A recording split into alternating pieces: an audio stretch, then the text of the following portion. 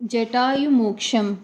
மாயா மிருகத்தை விரட்டிக் கொண்டு போன ஸ்ரீராமன் அவன் ராட்சசன் என்றதை தெரிந்து கொண்ட பிறகு அவனை வதித்துவிட்டு சீதையினுடைய நினைவாகவே ஆசிரமத்திற்கு திரும்பி வந்தார்.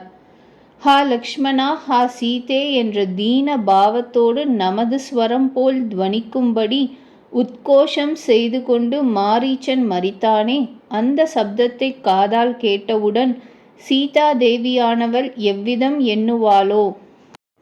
நம்மைத்தான் யாராவது ராட்சசர்கள் ஹிம்சித்து விட்டார்களோ என்று நினைத்து கதறினால் நாம் என்ன செய்ய முடியும்? லக்ஷ்மணன் இவ்விதமான பிரமத்தோடு சீதையை விட்டுவிட்டு நமது பதவியை தேடிக்கொண்டு வந்துவிட்டானேயானால் சீதையினுடைய கதி எப்படியாயிருக்கும் என்ற கவலையுடன் மெல்ல மெல்ல ஆசிரமத்தை குறித்து ராமன் வரும்பொழுது எதிரில் லக்ஷ்மணனையும் கண்டுவிட்டார். லக்ஷ்மணனை பார்த்து, லக்ஷ்மணா, சீதையை தனியாக ஆசிரமத்தில் விட்டுவிட்டு நீ ஏன் இங்கு வந்தாய்? ராட்சச பூயிஷ்டமான அரண்யத்தில் உன்னை சீதையை ரட்சிக்கும்படி சபதம் கூறிவிட்டு நான் வந்தேனே, இவ்விதம் மோசம் பண்ணிவிட்டாயே, நாம் இனிமேல் சீதையை காண முடியுமா என்று மிகவும் கோபத்தையும் சம்பிரமத்தையும் அடைந்து லக்ஷ்மணனுடன் ஆசிரமத்தை அடைந்து சீதையை பார்த்தார். சீதை காணவில்லை. அதிலிருந்து துக்க சாகரத்தில் மூழ்கிக்கொண்டு வெகு காலம் வரையிலும் பரிதபித்துவிட்டு கோதாவரி நதி, விருட்சங்கள், மலைகள், குன்றுகள் முதலான இடங்களில் பிராகிருத மனிதன் போல் சீதையை தேடி அலறினார். கொஞ்ச தூரம் சென்றதும் ஜட்டாயுஸானது மரிக்கும் தருவாயில் கொஞ்சம் பிரக்ஞையோடு கீழே கடந்து கஷ்டப்பட்டது. அந்த ஜட்டாயுஸை பார்த்து யாரோ ராட்சசனோ என்று சந்தேகத்தை அடைந்து இதன் மூலமாகத்தான் சீதைக்கும் விபத்து ஏற்பட்டிருக்க வேண்டும் என்ற தீர்மானத்துடன் சமீபம் சென்றார். ஜட்டாயுஸோ ஆசன்ன பிராணனாக இருக்கும் காரணத்தால் தன்னுடைய சக்தியை அனுசரித்து மனதினால் ராமனுக்கு பூஜைகளை செய்துவிட்டு ராவணன் சீதையை அபகரித்து கொண்டு போனான் என்று சொல்லிவிட்டு பிராணனை விட்டுவிட்டது. சீதையை ராவணன் அபகரித்து கொண்டு போன விஷயத்தில் கூட ராமன் அவ்வளவு துக்கத்தை அடையவில்லை என்று சொல்லலாம். சீதைக்காக பிராணத்தியாக பரியந்தம் ராவணனோடு போர் செய்து கைங்கரியம் பண்ணிய ஜட்டாயுஸை நினைத்து நினைத்து ராமன் அனுபவித்த துக்கத்தையோ வர்ணித்து முடியாது.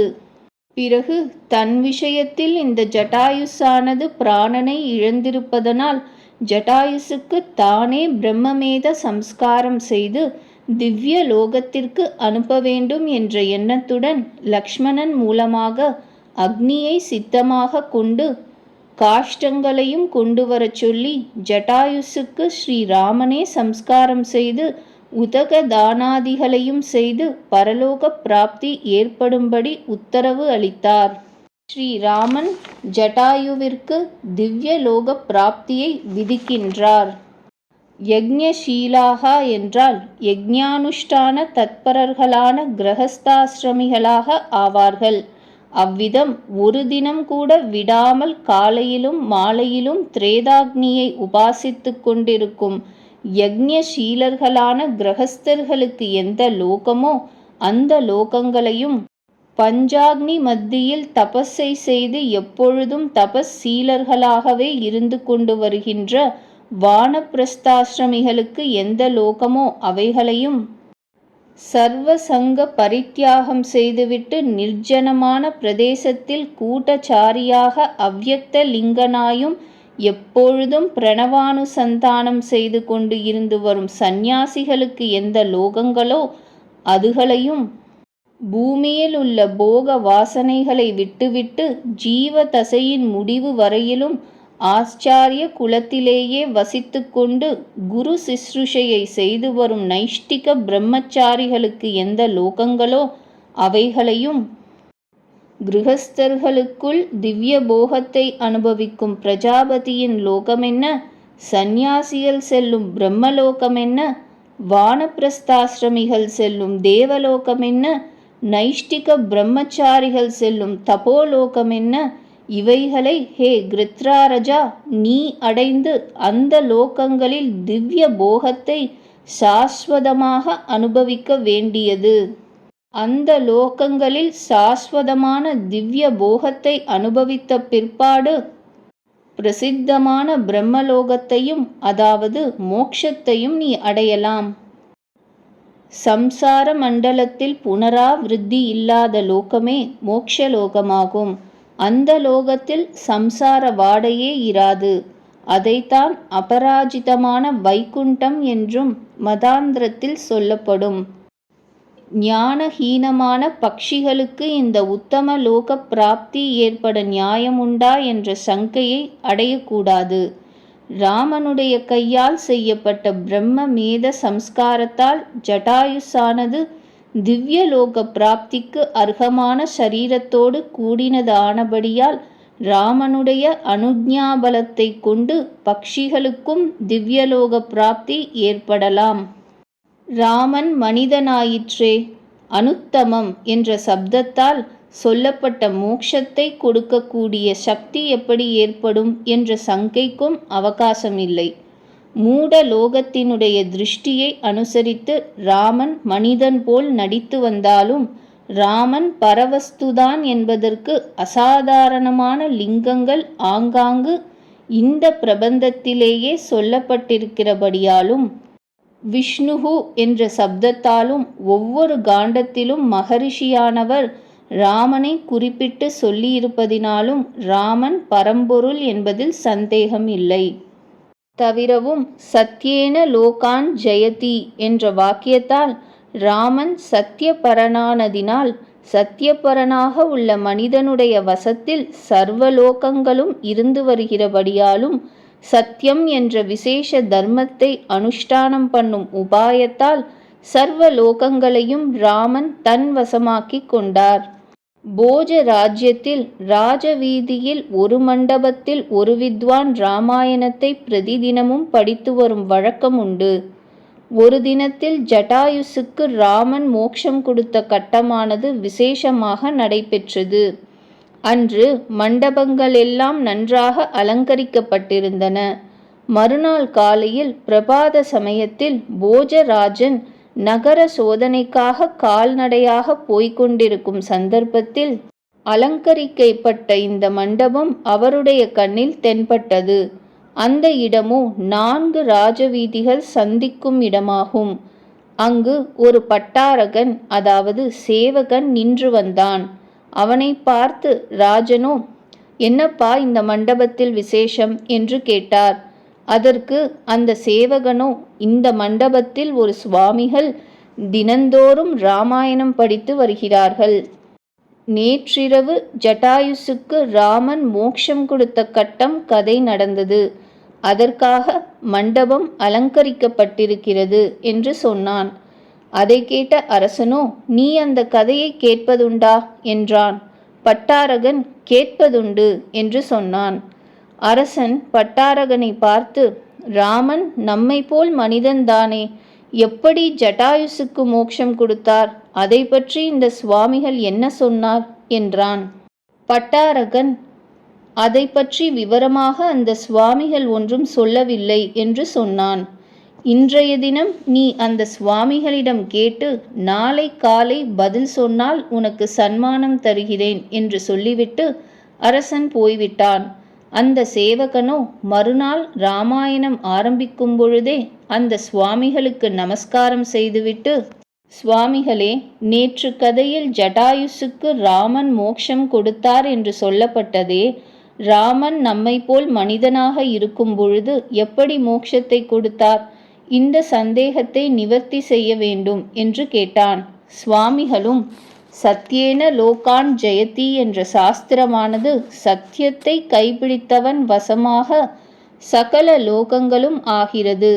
ராமன் மனிதனா ஈஸ்வரனா என்ற விசாரம் இப்பொழுது வேண்டாம். சத்தியசந்தன் ஆனதினால் சகல லோகங்களும் அவனுடைய வசத்தில் இருந்து வருகின்றன. அதுகளில் சில லோகங்களை தன் விஷயத்தில் உயிரை விட்டு கைங்கரியம் பண்ணின ஜட்டாயுசுக்கு கொடுத்தார் என்று சொன்னார். பட்டாரகனும் சந்தோஷமாக கிரகித்து கொண்டு அதை மறுநாள் காலையில் அரசனிடம் சொல்லி வெகுமானத்தை அடைந்தான். இது புராதனமான விருத்தாந்தங்களில் ஒரு அபூர்வமான விருத்தாந்தமாகும். மேற்சொல்லப்பட்டதை அனுசரித்து ராமன் சத்யசந்தன் ஆனதினால் சத்ய பிரதிஷ்டாயாம் சர்வக்ரியா பல ஆஸ்ரயத்துவம் என்ற பாதஞ்சல சூத்திரத்தை அனுசரித்து சத்தியத்தில் பிரதிஷ்டிதனாக உள்ள மனிதன் சர்வ லோகங்களையும் தன் வசமாக்கிக் கொண்டு சர்வ பிராணிகளுக்கும் கர்ம பலத்தை கொடுக்கக்கூடிய சக்தி உள்ளவன் ஆகிறான் என்று தெரிகிறபடியால் ராமனுக்கும் மோட்சத்தை கொடுக்கும்படியான சக்தி ஏற்பட நியாயம் உண்டு. ஜட்டாயுசுக்கு மோட்சத்தை அளித்தார் என்பதில் சந்தேகத்திற்கும் இடமில்லை. தவிரவும் ராமன் ஜட்டாயுசுக்கு சம்ஸ்காரம் செய்திருக்கிறபடியாலும் யக்ஞசீலர்களுடைய லோகத்தை நீ அடைந்து திவ்ய போகத்தை நீ அடைவாய் என்று அனுக்ஞை செய்திருப்பதாலும் ஜட்டாயுசுக்கு ஸ்வயமாக யக்ஞசீலர்களுடைய லோகம் போகும்படியான சத்கர்மா இல்லாது போனாலும் ராமனுடைய பிரபாவத்தால் யக்ஞசீலர்களுடைய லோகங்களையும் அடையும்படியான சம்சுத்தி ஜட்டாயுசுக்கு ஏற்பட்டுவிட்டது. யக்ஞசீலர்களுடைய லோகங்களெல்லாம் ஜட்டாயுசுக்கு அனுஷங்கிகமான பலமாக ஆகும். உத்தமேஷு அனுத்தமேஷு லோகேஷு என்ற ஸ்ருதியினால் சொல்லப்பட்ட லோகமோ மோக்ஷமாகும்.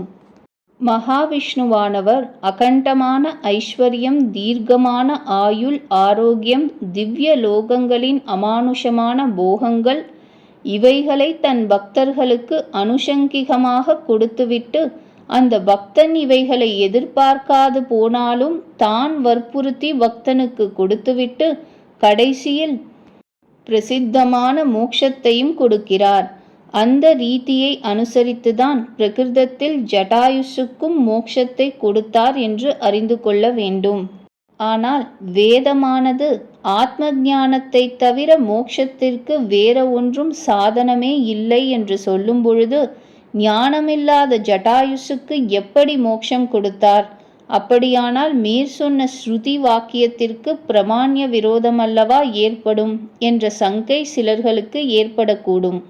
அதற்கு சமாதானமோ, மோக்ஷம் என்பதோ பாரமார்த்திக பிரம்மாத்மனா அவஸ்தானம் என்பது அத்வைதிகளுடைய சித்தாந்த ரீதியாக ஏற்பட்டது.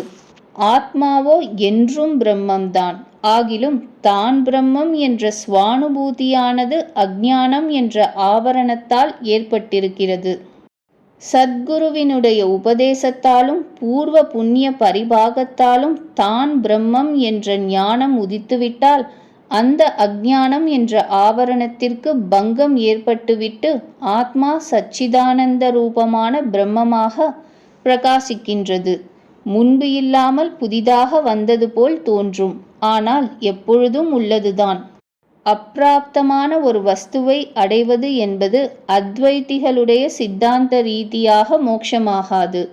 பிராப்தமான ஸ்வரூபத்தில் ஏற்பட்ட அப்பிராப்தத்துவ பிரம்ம நிவிருத்திதான் அத்வைதிகளுடைய சித்தாந்த ரீதியாக மோட்சமாகும். அப்பேற்பட்ட மோட்சத்திற்கு ஞானம் ஒன்றுதான் சாதனமாகும். அந்த மோட்சத்தை தான் குறித்து ஞானத்தை தவிர வேறு சாதனம் இல்லை என்று ஸ்ருதியானது போதிக்கின்றது. ஜட்டாயுஸ் அடைந்த மோட்சமோ சாரூபிய மோட்சமாகும். அது உபாசனா பலத்தால் ஏற்படக்கூடும். பக்திதான் அந்த மோட்சத்திற்கு காரணம் என்று விசிஷ்டாத்வைதிகளுடைய சித்தாந்தமாகும். ஜட்டாயுசுக்கோ ராமனிடத்தில் அபாரமான பக்தி இருந்து வந்ததென்பதை ராம காரியத்திற்காக பிராணத்தியாகம் செய்ததே ருஜுப்படுத்துகிறது. இதனால் ஞானமில்லாமல் ஜட்டாயுஸானது மோட்சத்தை அடைந்தது என்று சொல்வதினால் ஞான்ய பந்தா என்ற ஸ்ருதிக்கு விரோதம் வராது என்று இவ்விதம் சிலர்கள் சமாதானம் சொல்லுகிறார்கள். அத்வைத சித்தாந்த ரீதியாக மோட்சத்தையே ஜட்டாயுஸ் அடைந்தது. ஆனால் அதற்கு ஞானமில்லை. அப்படியானால் மோட்சத்திற்கு ஞானம்தான் காரணம் என்று சொல்லுகிற ஸ்ருதி வீணாக ஆகிவிடுமே என்ற சங்கைக்கு மற்றொரு பட்சத்தில் சமாதானம் என்னவென்றால், ஞானத்தால் மோட்சத்தை அடைய வேண்டும் என்ற நிபந்தனை பகவத் பக்தி இல்லாதவனுடைய விஷயம். பகவானுடைய பக்தி ஒரு புருஷனிடத்தில் இருந்துவிட்டால் ஞானம் இல்லாமலே அந்த புருஷனுக்கு மோட்சத்தை பகவான் அளித்து விடலாம். அதை யாரும் தடுக்க முடியாது.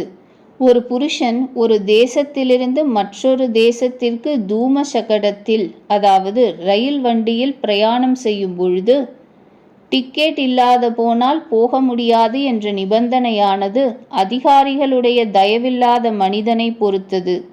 அதிகாரிகளுடைய தயவு இருந்தால் டிக்கெட் இல்லாமலே ஒரு தேசத்திலிருந்து மற்றொரு தேசத்திற்கு தூம சகடத்திலேயே மனிதன் போகிறான் என்பது அனுபவ சித்தமானது. அதுபோல் பகவானுடைய அருள் இருந்தால் ஞானமில்லாமலும் மோட்சத்தை அடையலாம். ஞானமில்லாது போனால் மோட்சம் கிடையாது என்ற ஸ்ருதியை பகவத் பக்தி இல்லாதவர்களுடைய விஷயமாக சங்கோஷம் பண்ண வேண்டும். கேவலம் லோகானுபவத்தை மாத்திரம் ஒட்டி சொன்னதல்ல. நரசிம்ம புராணத்தில் பகவானே ஜட்டாயுஸை பார்த்து, ஹே பக்ஷிராஜனே, ஞானமில்லாததினால் எனக்கு எப்படி மோட்சம் கிடைக்கும் என்ற சங்கையை அடைய வேண்டாம். ஞானத்தால்தான் மோட்சத்தை அடையலாம் என்ற நியமம் என்னுடைய பக்தர்களாக இல்லாதவர்களுடைய விஷயத்தில் சங்கோஷம் செய்து கொள்ள வேண்டியது. என்னுடைய பக்தர்களை அந்த ஸ்ருதியானது பாதிக்காது. நீயோ என்னுடைய பரம பக்தன். ஆகையால் என்னுடைய பிரசாதத்தால் நீ விஷ்ணு லோகத்தை அடையலாம் என்று சொல்கிறார்.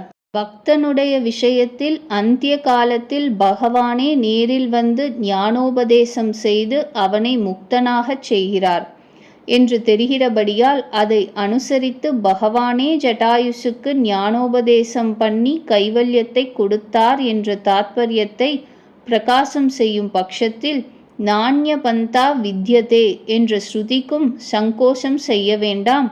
ஜட்டாயுசடைந்த மோட்சமும் நசபுனரா வர்த்ததே என்ற ஸ்ருதியினால் சித்தமான பரம மோட்சமாக ஆகலாம்.